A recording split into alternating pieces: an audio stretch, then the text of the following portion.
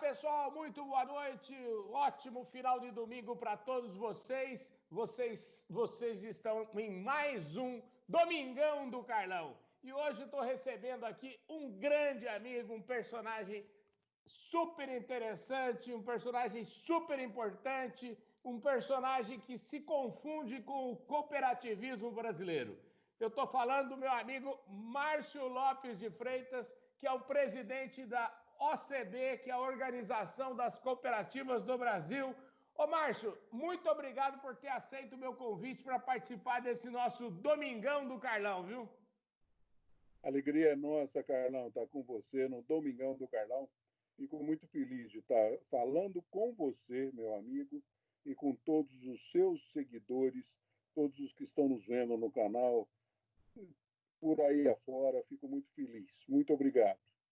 Querido, esse programa aqui é o seguinte: todo mundo sabe da sua importância para o cooperativismo, mas eu vou deixar isso mais para frente um pouquinho. Eu queria saber o seguinte: quem é o Márcio? Da onde veio o Márcio? Onde é que ele nasceu?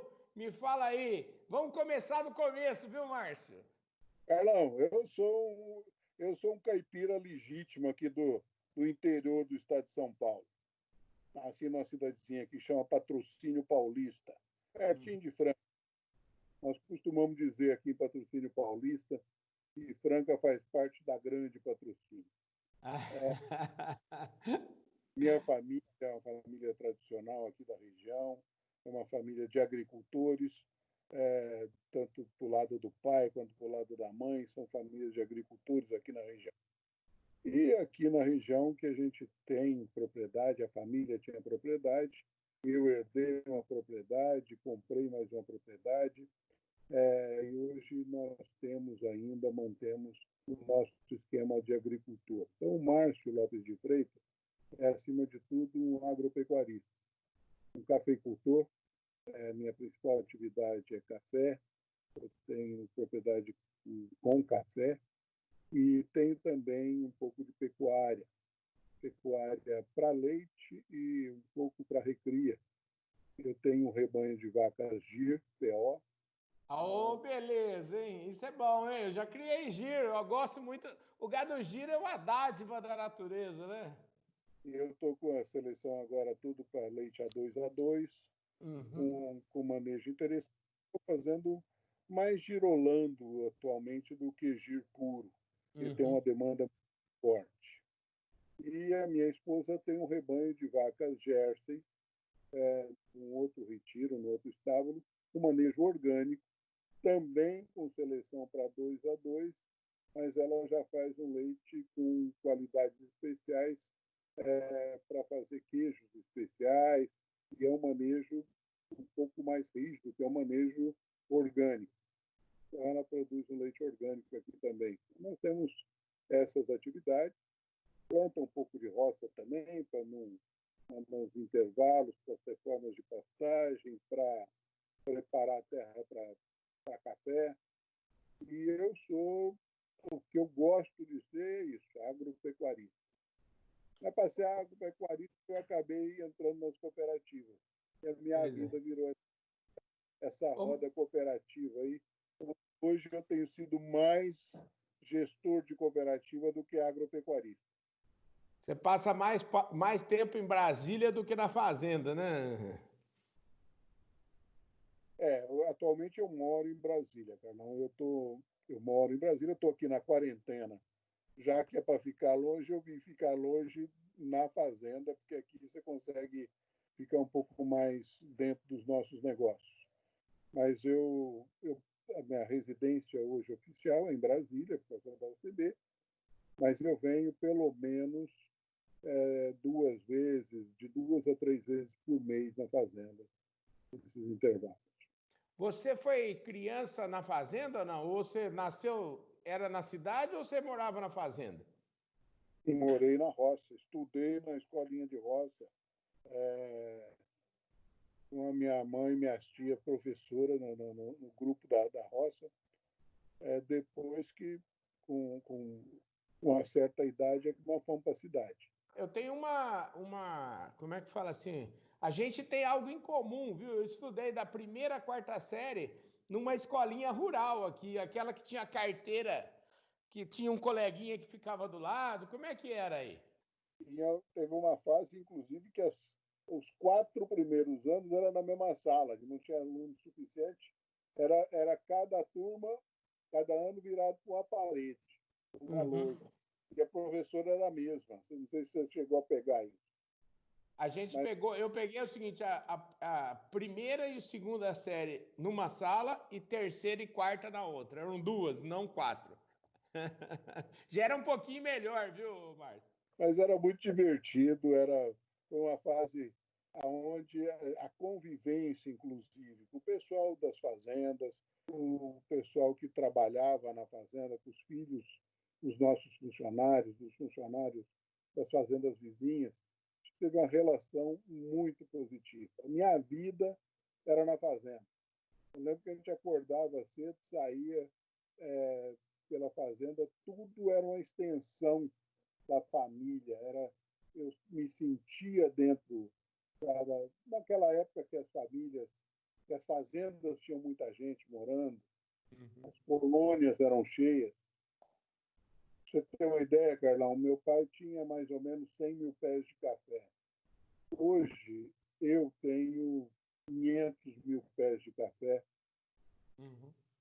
tenho 2 retiros de leite, eu tenho 3 famílias só que moram na fazenda. Todo o resto do pessoal vem da cidade, do mecanizado, quer dizer, o mundo mudou completamente.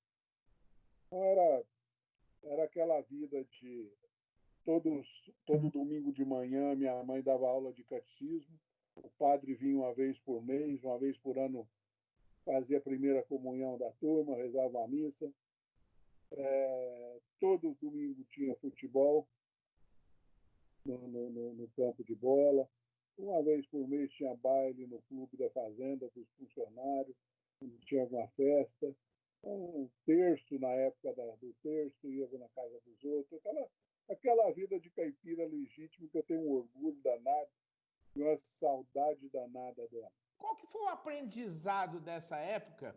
E como é que você, vamos dizer assim, que viveu nessa época, você sente saudade e, ao mesmo tempo, você acha que a vida agora está melhor, está pior? Eu queria que você fizesse uma reflexão sobre essa época, porque vivemos momentos diferentes, né? São momentos completamente diferentes. Foi um processo que foi uma época de criança, onde a gente tinha uma relação com as pessoas. Você tinha quase que um mundo, um feudo próprio na fazenda, uma fazenda onde conviviam aí, sei lá, 2 centenas de pessoas numa mesma propriedade, com pouco acesso à comunicação interna, você não tinha informação, a informação era muito rara. Eu me lembro das pessoas irem assistir pelo rádio, ouvir pelo rádio, na sede, o jogo de futebol. Então, o rádio, que hoje é uma comunicação banal, que todo mundo é o mínimo do mínimo, naquela época as pessoas iam lá para assistir o futebol, ouvir o futebol, os grandes jogos de futebol e tal, no rádio. Então, era uma comunicação limitada, você criava um mundo ali. Aprendi muito com as pessoas, aprendi com a humildade das pessoas, a simplicidade. Mas também nós víamos que tinha, eu achei que naquela época, eu acho ainda, que tinha pobreza. Pessoas ricas, não tinham patrimônio. Mas eu não via miséria, cara. Né? Você não via miséria, você não via a pessoa passar necessidades básicas. Eram outros padrões de higiene diferentes, padrões de vida, de qualidade, de cuidados. Você via muito mais crianças morrerem de doenças, havia algumas outras dificuldades, a idade média provavelmente era baixa. Mas as coisas foram mudando. E aí, com a saída para as cidades, Hoje, eu não posso negar, as pessoas vivem melhor, têm qualidade Uhum. de vida com mais bens, com mais patrimônio, mais propriedade. O sujeito foi para a cidade, fez uma casinha, mas eu não sei, eu acho que naquela época as pessoas eram mais felizes. Ô, Márcio, deixa eu te perguntar, o que que dessa época, porque eu acho que é a época que a infância, eu cismo que é lá que o nosso caráter é forjado, né? O que que ter nascido e vivido a infância nesse ambiente de fazenda, nesse ambiente de colaboração, no ambiente onde muitas vezes entre o dono da fazenda e o mais humilde dos colaboradores não tinha diferença. O que que te ensinou essa convivência? Olha, Carlão, eu aprendi muito com isso, com isso, esse relacionamento de humildade. Uhum, Onde eu sentava na escola, eu era mais um aluno, uhum, e junto com os meus colegas, que eram filhos dos funcionários da fazenda, ou, uhum, ou filhos de funcionários de fazendas vizinhas, e, e o relacionamento era muito igual, era muito parecido. O jeito de viver. Então, isso a gente acabou levando uma vida muito aprendendo a respeitar as pessoas pelas pessoas, uhum, não pelo patrimônio. E como eu sempre tive uma ligação muito forte com a família ligada ao cooperativismo, uhum, isso também entrou na minha base de relação de cooperativa. uhum, A democracia, de votar. Meu pai praticava isso, meu avô já tinha essa história. Você escolhia, você votava. A gente, desde criança, fazia essas escolhas. E, então, as pessoas valiam pelo que elas eram. Então, você juntava seus amigos, você tinha. E, e o relacionamento desse ambiente com as pessoas da fazenda. Então, isso me fez muito bem. Eu aprendi, acho que foi muito bom para a minha formação e até por esse aspecto de saber dividir, de saber compartilhar, que naquela época a gente já via com muito mais intensidade. Ô, Márcio, você falou do seu avô, então me conta um pouquinho a sua história. O seu avô já era fazendeiro, já trabalhava com gado, como é que é? Com lavoura?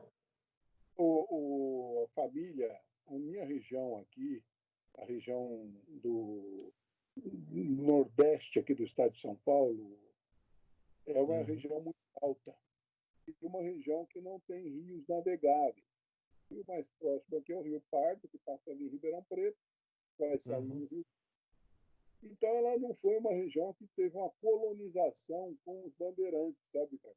uhum, Colonização que ficou para trás, porque era uma região de difícil acesso. Terra muito boa, cultura, mata uhum, muito e pouco caminho. Só que veio a ser desenvolvido logo lá depois com a Estrada de Ferro, a uhum, Mogiana. uhum.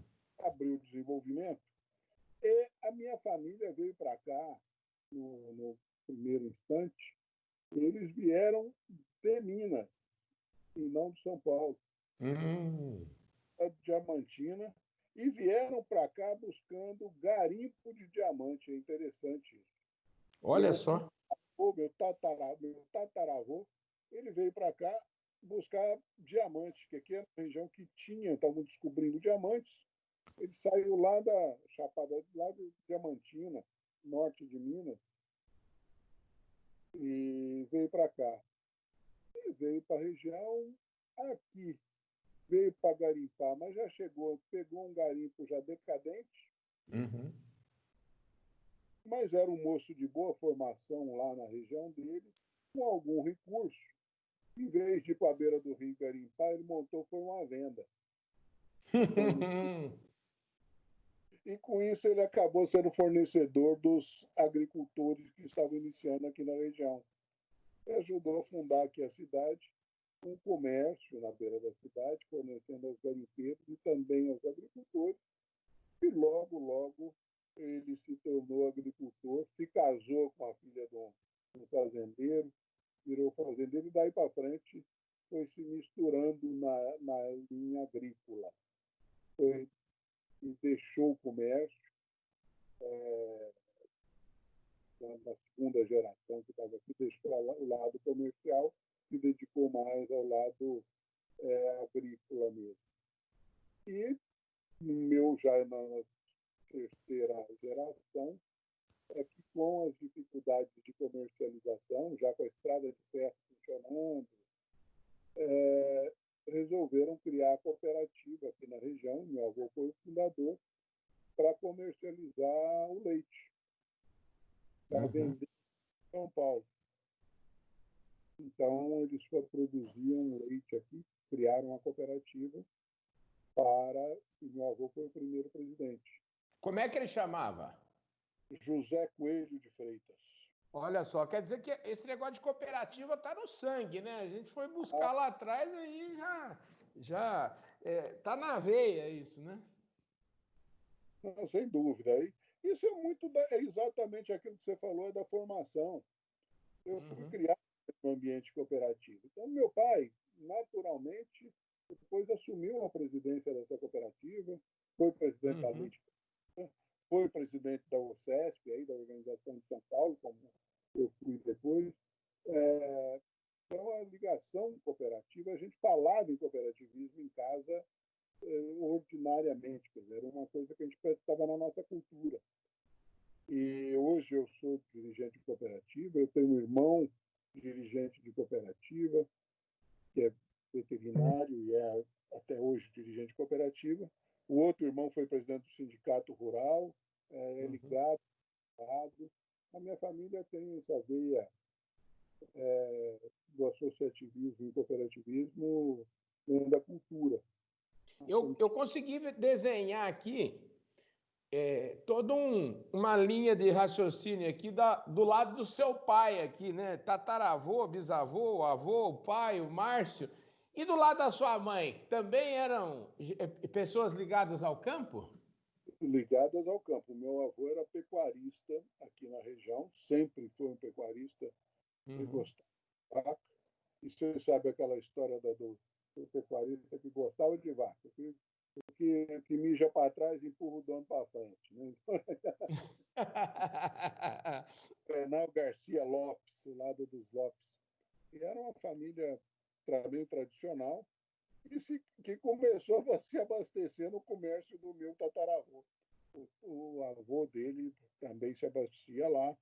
É gente que começou a vida aqui na região e com propriedades, numa área mais baixa, numa área aqui no município de altitude mais baixa, mais ligada à pecuária, que hoje virou muita cana, divide essa posição, e a família do meu pai, mais ligada à área mais alta.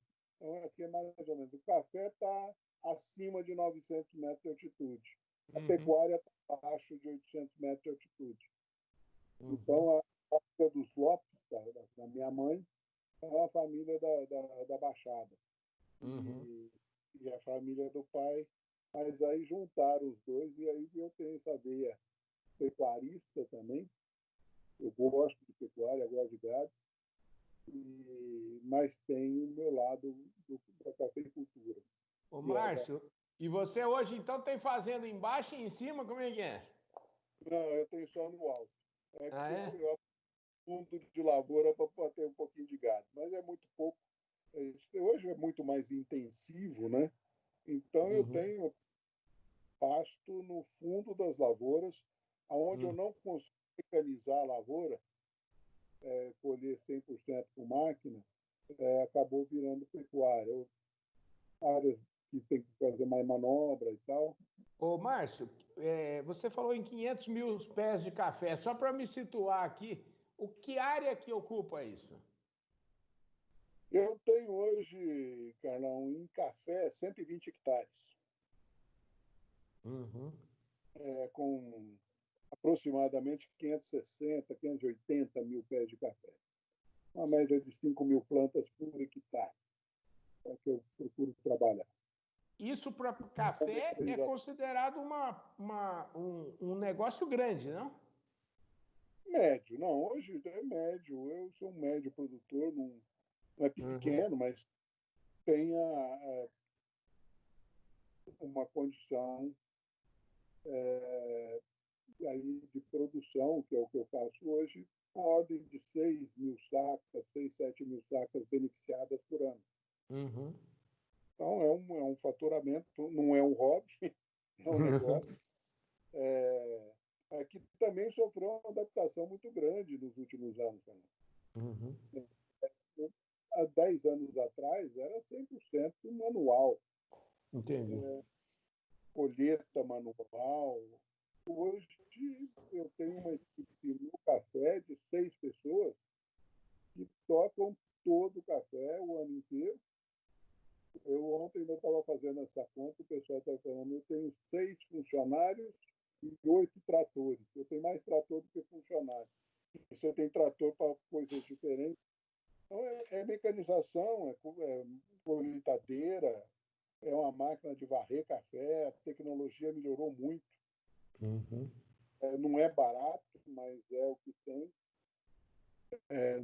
Então, eu trabalho com a mesma equipe o ano inteiro, com pouca gente mais bem remunerada, gente mais profissionalizada, e é uma atividade bem intensiva. Ô Márcio, quando é que você mudou da fazenda? Você foi criança na fazenda. Quando é que vocês saíram da fazenda?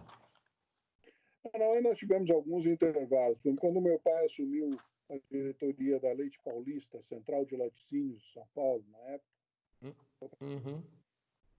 ele foi para São Paulo, nós fomos para São Paulo. Eu fui fazer, na época, o colegial em São Paulo. Uhum. E aí eu passei, era a mesma coisa, final de semana na fazenda, durante a semana em São Paulo. Estudei em São Paulo. Aí meu pai foi eleito presidente da Confederação Brasileira das Cooperativas de Laticínios, Uhum. em Brasília.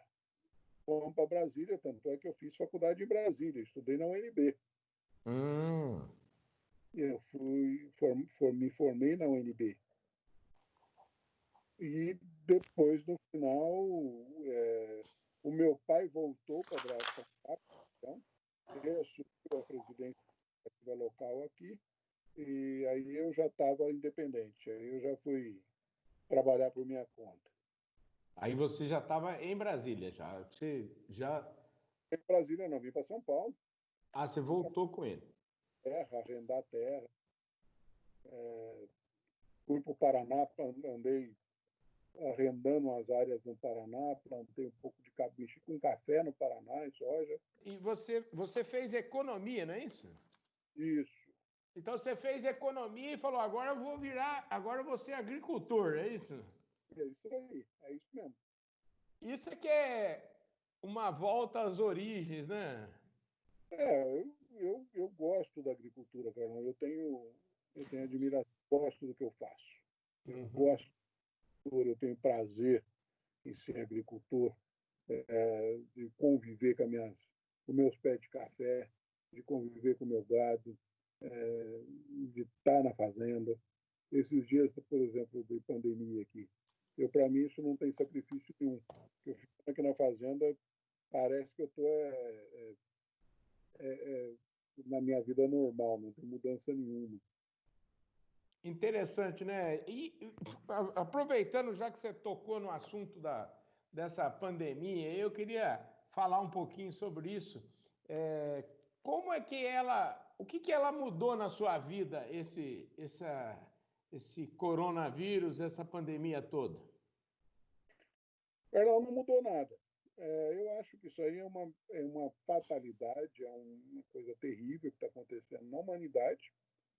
Infelizmente, Uhum, nós corremos o risco de que isso volte a acontecer mais intensamente, com a uhum. situação que nós temos, com as desigualdades que se tem.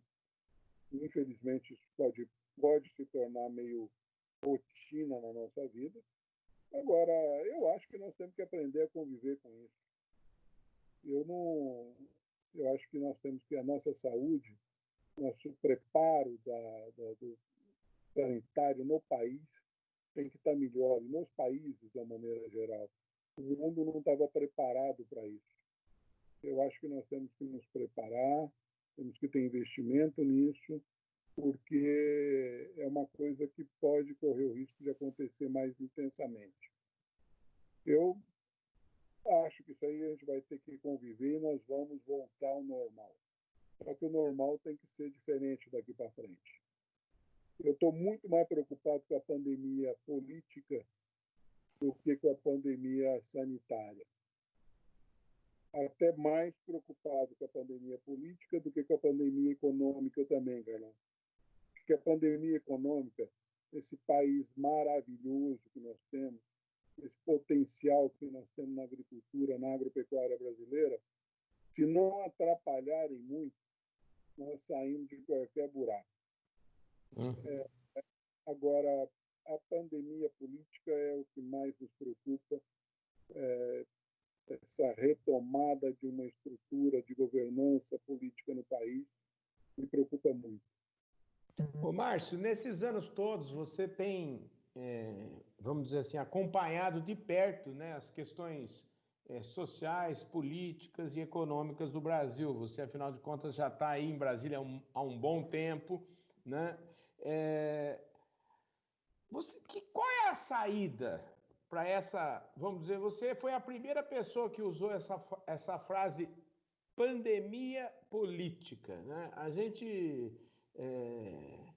acho que eu estou acostumado a entrevista. Faz 70 dias que eu faço uma entrevista todo santo dia, e todo santo dia essa entrevista eu converso com as pessoas sobre a tal da pandemia de alguma forma. E é a primeira vez que eu escuto essa palavra pandemia política. Eu acho que eu queria que você trabalhasse um pouquinho mais esse tema e colocasse um pouco mais de luz nisso e, enfim, para que a gente pudesse entender um pouquinho melhor o seu pensamento nessa linha. Olha, Carlão, eu acho que a política não é só no Brasil, não. Isso está acontecendo no mundo. Uhum. Os políticos, os governos, o Estado, enquanto poder público, está perdendo a capacidade de atender as necessidades básicas das populações. Uhum. Nós estamos vendo isso no mundo inteiro, tanto é que essa pendularidade de direita, esquerda, essa alternância de posições de comando nos governos. Olha a França, olha os Estados Unidos, que teve o presidente mais popular da história americana, que foi Barack Obama, Uhum. e não conseguiu fazer o seu sucessor, veio um cara da extrema oposição do outro lado, então, entrando no mérito de quem é o bom, Uhum. mas é a insatisfação das pessoas. Soma-se a isso, e com isso vai perdendo, as pessoas vão se desiludindo com o voto, se desiludindo com as instituições. Os políticos acabam criando um corporativismo próprio, minha visão.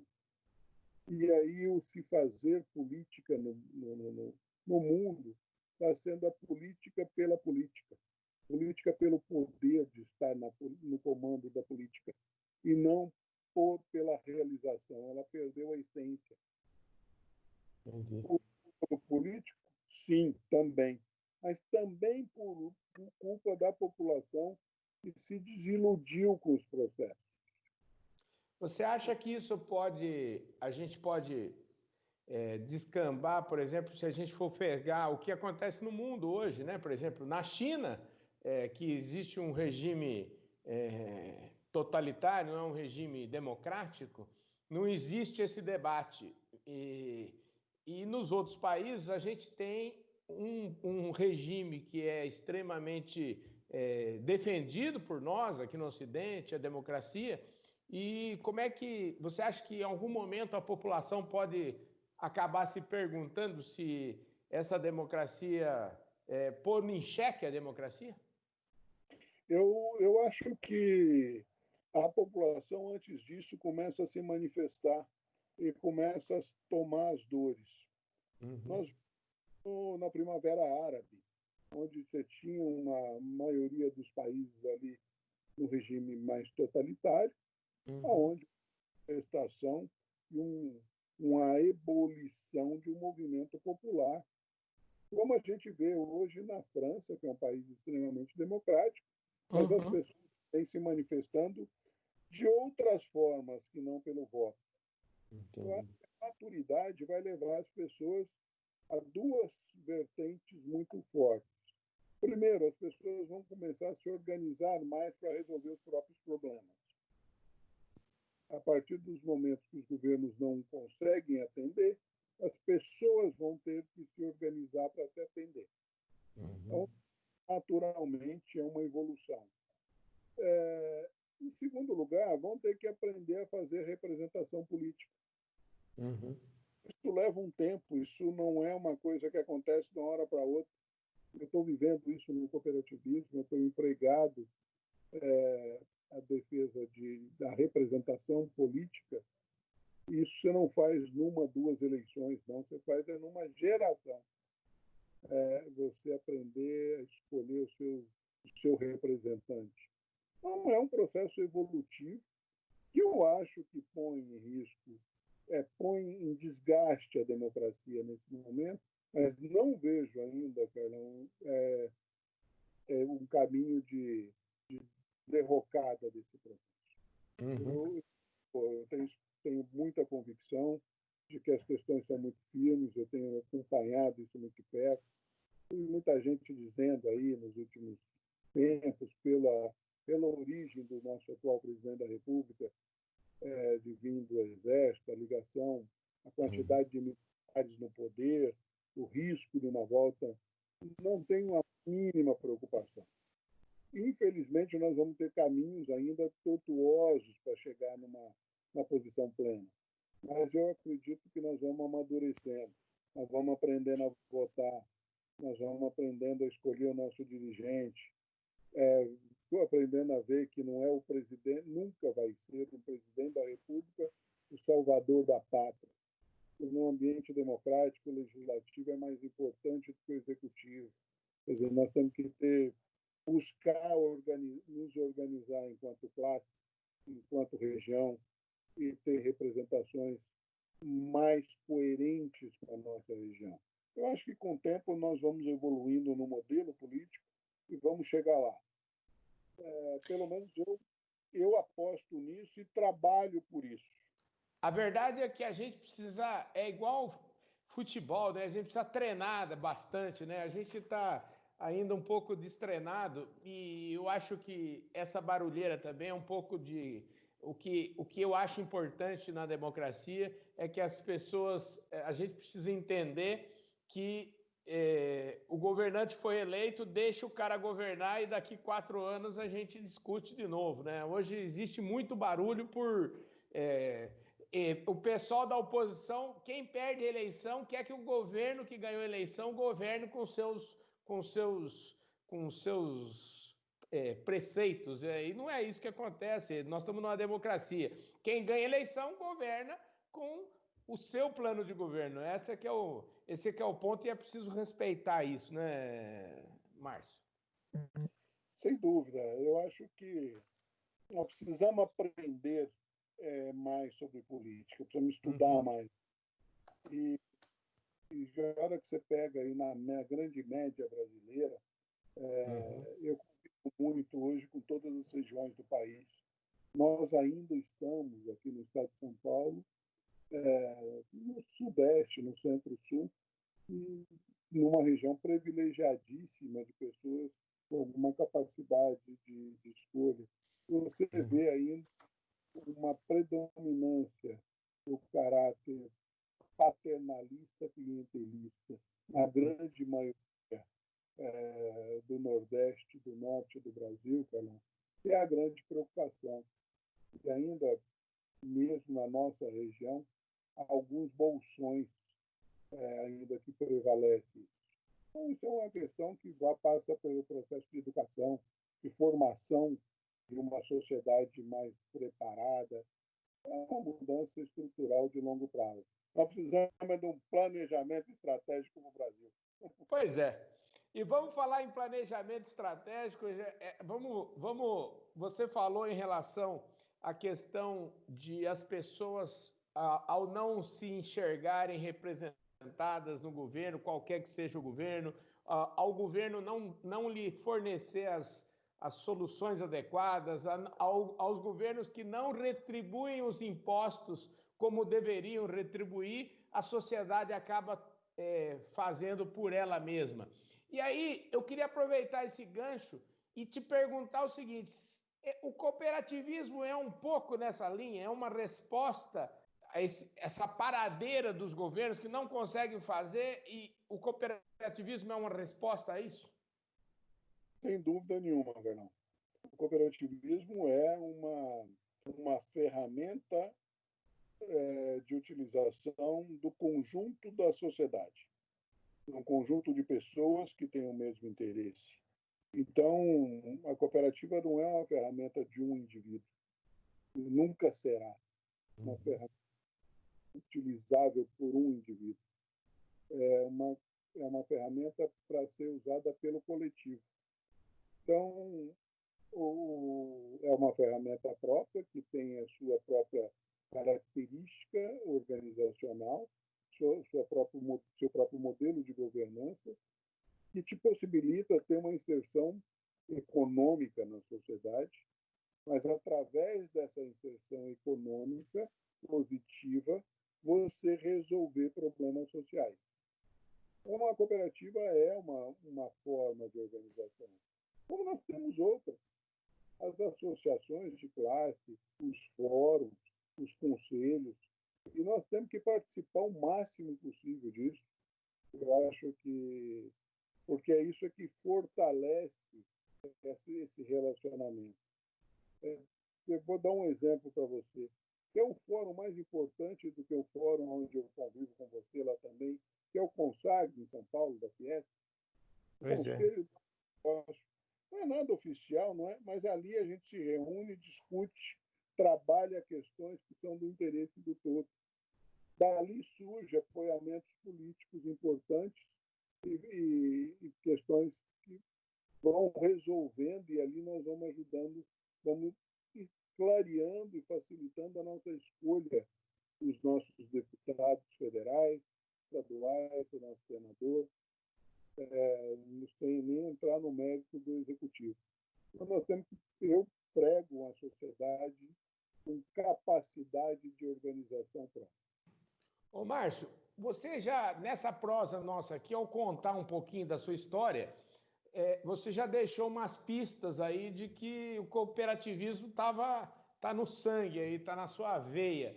Então, eu queria agora que você contou um pouquinho da sua história, a gente falou um pouquinho dessa crise toda, você trouxe esse conceito interessantíssimo aí da pandemia política, e eu queria que você falasse um pouquinho da sua história no cooperativismo, né? A gente sabe hoje da relevância do trabalho que você faz em prol do cooperativismo, mas eu queria que você colocasse um pouquinho no tempo, a gente tem tempo aqui para falar um pouquinho quando é que o cooperativismo, a gente já sabe aí que começou lá com o seu avô e tal, como é que isso caiu no seu gosto, no seu espírito? Mas deixa eu te falar, então, além da herança cultural de família do cooperativismo, Aham. onde convivi com isso, com meu avô, com meu pai, com meus irmãos, praticando cooperação em casa e tendo esse processo. Quando eu comecei a minha vida profissional, já depois de formado, Uhum. e preparar e buscar terra e plantar, arrendando áreas para poder fazer um pouco de agricultura, eu comecei a ter uma dificuldade muito grande na comercialização. Nós não tínhamos uma comercialização muito tranquila. Eu me lembro da primeira vez que eu colhi uma safrinha de café, uma terra arrendada, e eu peguei meu café, peguei uma amostra do café, um saquinho de café, e fui para Franca para vender o café. E eu levei a amostra naquela época não tinha nem máquina de beneficiar café, o café estava ainda um pouco em casca.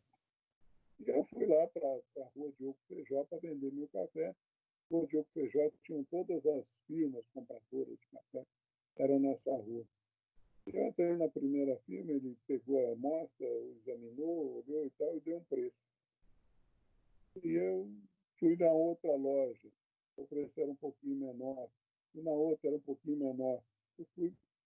Eu saí de lá num desânimo, porque eu percebia que o preço era muito abaixo do que o que era que eu via falar na televisão, que eu ia falar no rádio, das cotações.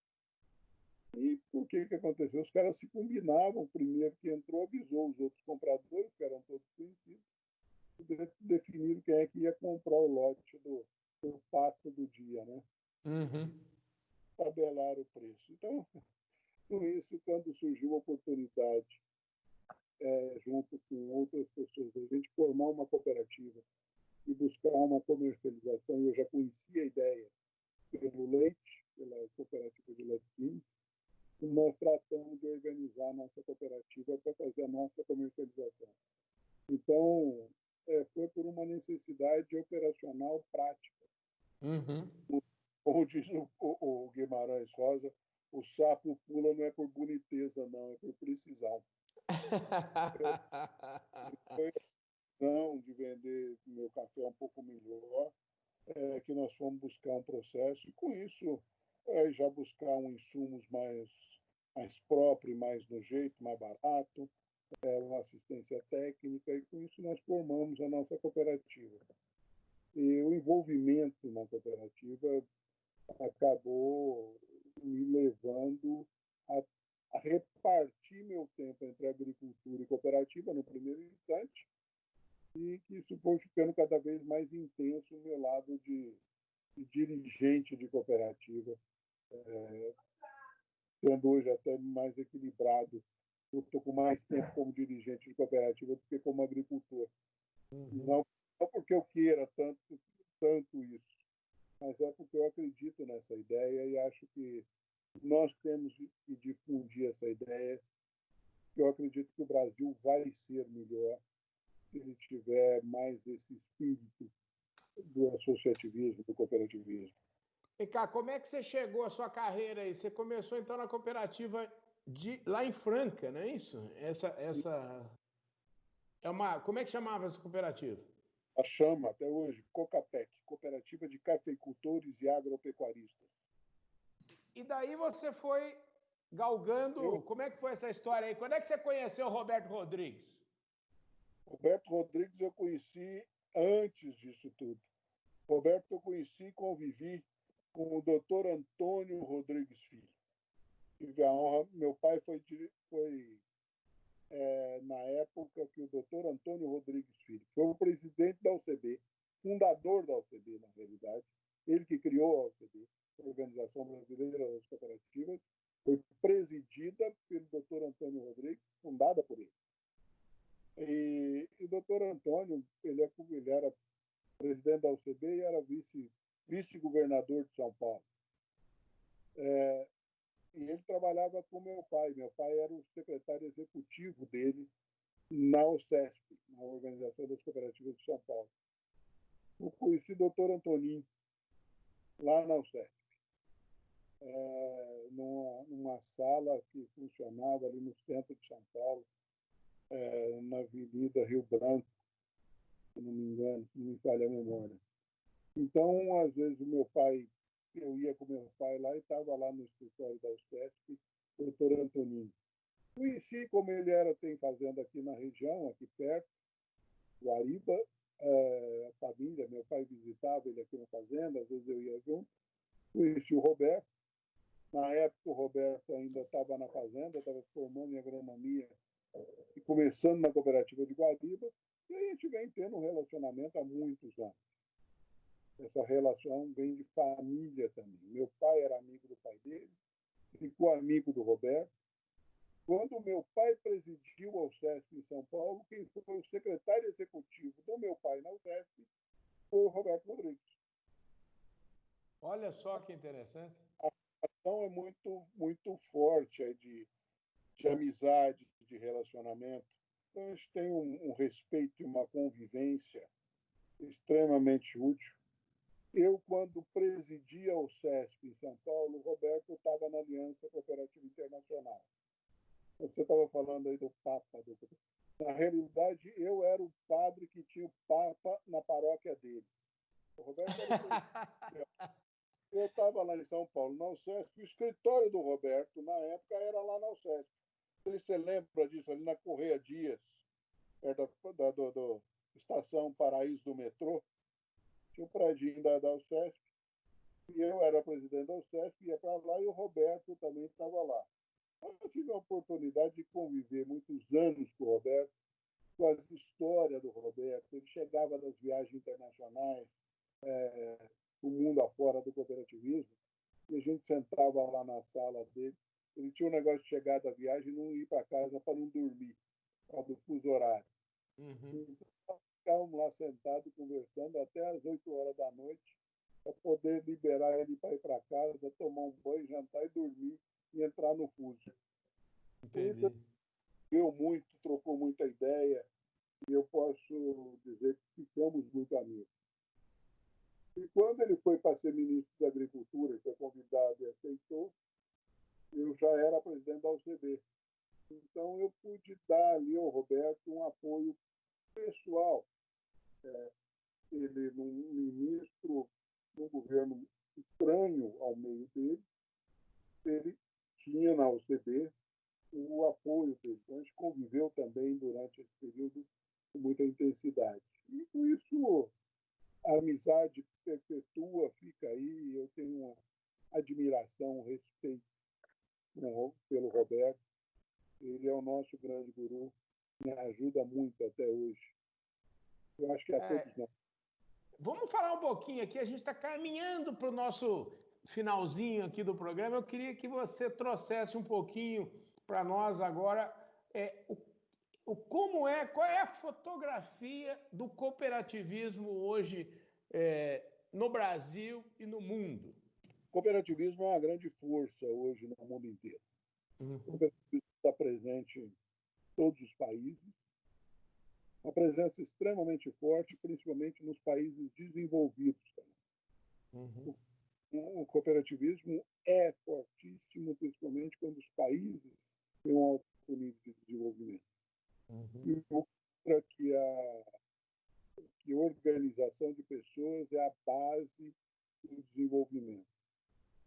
Você pega países como o Japão, 95% da agricultura japonesa é cooperativada. 60% do sistema financeiro japonês é cooperativa financeira, cooperativa de crédito. Então, são países fortes. A Alemanha, mais ou menos os números altíssimos de participação do cooperativismo. Canadá, Estados Unidos, França. Então, o cooperativismo está presente no mundo todo e em diversas atividades econômicas. Ele está na área agrícola, ele está na área financeira, ele está na área de seguros, que aqui no Brasil ainda não está, a Uhum. legislação proíbe. O cooperativismo de seguro é muito forte no mundo todo. Ele está na área da saúde, as pessoas se organizando para buscar uma saúde melhor, uma saúde acessível, barata, que não seja obrigatoriamente pública. Ele está na área de transporte no mundo todo, então ele está presente praticamente em todas as atividades econômicas. Uhum. Aqui no Brasil não é diferente. O cooperativismo aqui também está muito forte. Nasceu muito agro-rural, nasceu na imigração saxônica aí, dos alemães, um pouco dos italianos na Serra Gaúcha. Depois, na segunda etapa, com a imigração asiática, aqui no Nordeste, no estado de São Paulo. Essa turma que veio aqui para o Brasil, colonizar um pouco o Brasil, é que trouxe na bagagem um pouco dessa cultura. A nossa cultura ibérica não era muito solidária, e não é solidária, tem outras qualidades. Ela não trouxe esse lado cooperativista. Esse lado cooperativista veio com os saxões e com os asiáticos. E o cooperativismo no Brasil vem criando formas de se desenvolvendo.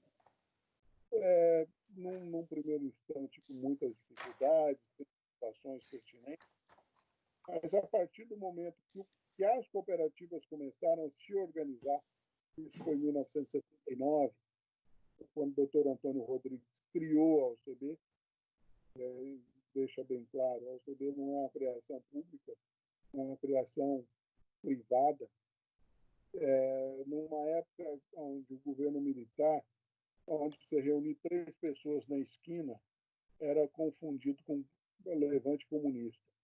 Você criar o cooperativismo era um desafio.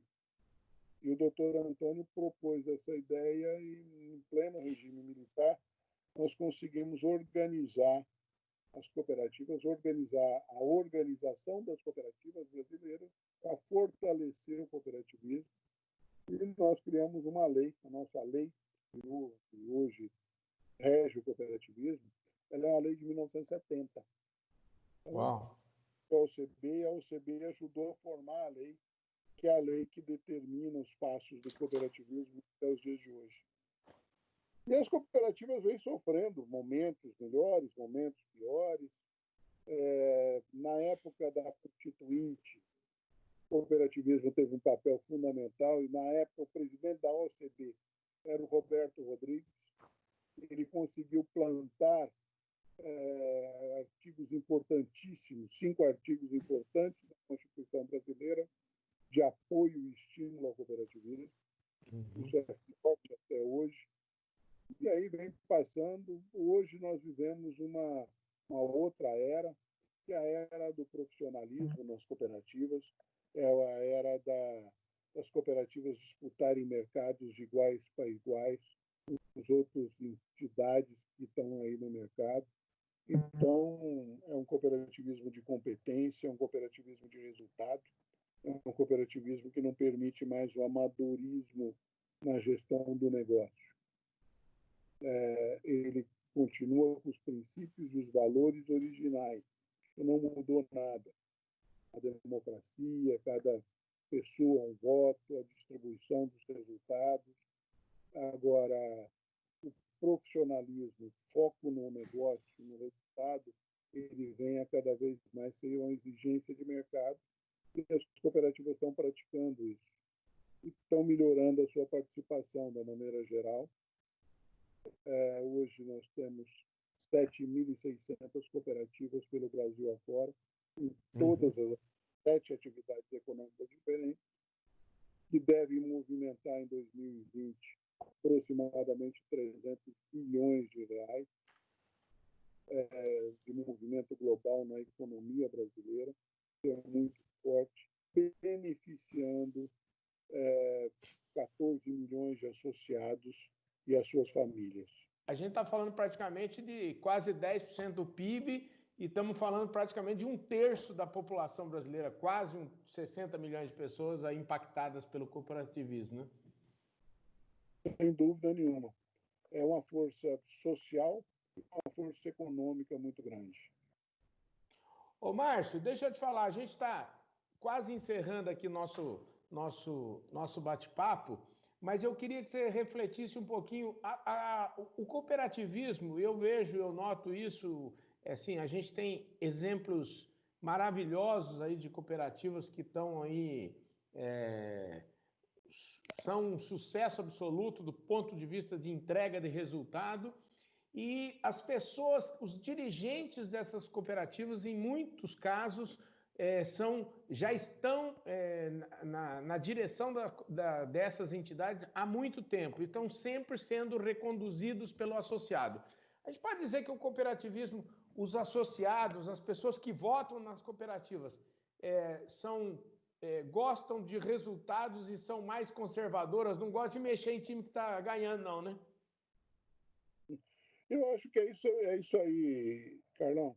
A situação é muito simples. Cooperativa é organização de gente. Aham. Você organiza na base da confiança. E Uhum. não é uma coisa que você decreta, você faz por decreto ou por ofício, você faz por respeito, por admiração, pela contagem das entregas e dos resultados. Então, Uhum. quando você vê o gol do Galassini lá na Coamo, Campo Mourão, fazer 32 anos de presidente da cooperativa, e se ele quiser, ele vai ficar mais 30, então, está lá o Galassini, presidente da Coamo. Hoje é presidente do Conselho de Administração. Uhum. E tem um presidente executivo que toca os negócios da Coamo. Uhum. Fica na presidência do Conselho de Administração. Como é aqui a Copercito? O presidente da Copercito, do Conselho de Administração, é o Zé Vicente. Uhum. E o presidente executivo é o Fernando Degove, Uhum. é o operacional. Então, hoje nós achamos um modelo para que a confiança no cara que é eleito presidente da cooperativa permaneça, mas que tem o executivo lá, que faz a função operacional, que toca o dia a dia, que se preparou no mercado para jogar o jogo no mercado globalizado, que nem sempre o agricultor ou o cooperado comum está preparado para isso. Ô, Márcio, super obrigado. Deixa eu te falar uma coisa. Eu não perguntei, mas quantos anos você tem? 61. E você tá. Como é que você está hoje? Você, aos 61 anos, o que que você. Você está me falando que você gosta mesmo é de vaca, você está feliz da vida, que. Como é que é olhar no retrovisor, né? E que quando você olha no retrovisor, o que é que você enxerga? E também eu queria que, quando você olha no para-brisa, o que é que te faz sair da cama todo dia? Eu sou muito feliz, sim, eu sou muito feliz. Eu tenho uma família muito boa, eu tenho 2 filhos maravilhosos que estão em Brasília, que estão trabalhando em Brasília, felizes da vida, estão com a vida deles organizadas por lá, gostam de Brasília. Eu tenho uma mulher maravilhosa que adora ficar comigo na fazenda, é minha companheira. Então eu estou feliz com o que eu faço. Eu gosto do cooperativismo, eu tenho paixão por isso, como tenho paixão pela agricultura. E agora, com meus 61 anos, e eu acabei de ser reconduzido à presidência da OCB por mais 4 anos, Uhum. eu determinei, junto com a minha equipe, que será os 4 anos da transição, aonde os horizontes estão abertos, eu vou ficar nessa gestão, mas preparar o processo sucessório na OCB para que eu possa, no máximo daqui a 4 anos, estar de volta aqui na minha propriedade rural, dedicando mais intensamente a minha atividade agrícola e deixando um pouco de espaço para a meninada que está sendo preparada para assumir essa gestão do negócio das cooperativas e do próprio negócio da OCB. Então, estou feliz com isso, estou determinado a fazer isso. Espero que, quem sabe, lá no futuro, um filho meu possa estar exercendo isso também e aproveitando um pouco mais esse mundo cooperativo. Maravilha, querido, muitíssimo obrigado. Esse foi mais um Domingão do Carlão.